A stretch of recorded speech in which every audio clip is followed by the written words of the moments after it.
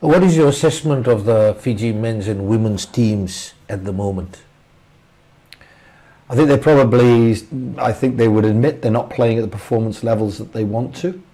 I think from a men's perspective, sort of being in that third slot in the World Series at the moment, I'd say it's probably reflective of a number of other teams not stepping up as well. You've obviously had the likes of Ireland and Argentina playing at the top of theirs. And I sort of look at it and think, okay, we're not quite where we need to be, but we're still in third. And I think that if we're able to, a big part of performance is consistency, is being able to deliver performances. Okay, you haven't won a tournament, but you're finishing in that 4-5 position. You're getting up to threes, and now there's a capacity or capability gap that you need to make a leap in. My job is to find how we can do that, and then have those conversations with Osir and the management crew on what we need to do to make sure that we're getting to that level. So I wouldn't say that, you know, as a team they're hugely far off that, but there is some detail we've got to look after to be able to, you know, to get to that, consistently getting to that semi-final, final position. Not just going to happen because we wish it to happen. It's about hard work. It's about uncovering things that you might not really want to go near because it's going to hurt, and that's the nature of being a professional athlete. So I say on the men's side, there's, you know, they're relatively close to it, but there's some hard things that we've got to look at that are going to make that leap.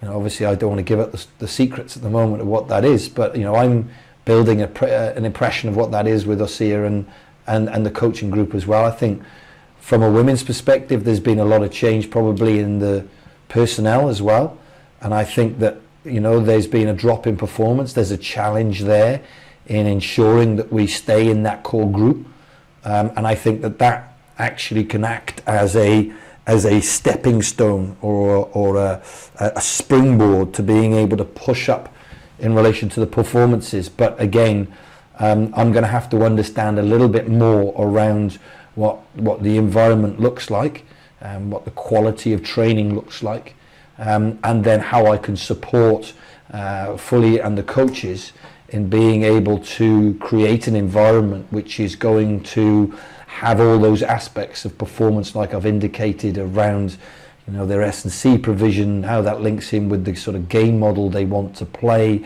with the environment that elevates players to a position that they know they can go and do that time and time again. It's hard. It takes a lot of strategizing. It takes a lot of work.